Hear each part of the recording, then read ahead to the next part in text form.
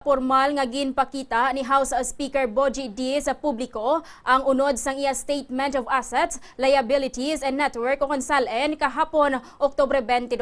Base sa record, naglabot sa 74.19 million pesos ang kabugusan nga network ni D matapos ibuhin ang iya mga utang o liabilities nga nagdangad sa 47.124 million pesos. Sa iya gindeklarar nga SALN, ginpahayag nga nagakantidad sang masobra 32 million pesos ang kabugusan nga balor sang iya 12 ka mga agricultural properties kag 4 ka residential lots kag balay.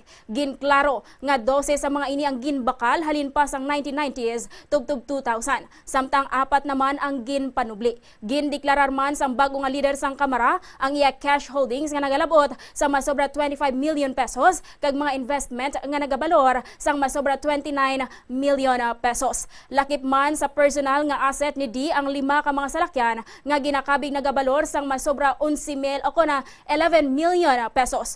Kung pagatipunon ang tanan niya nga real estate kag personal assets, nagalabot ini sa kabugusan nga masobra 121 million pesos. Apang matapos ibuhin ang iya mga liabilities, nabili ng network nga 74.19 million pesos.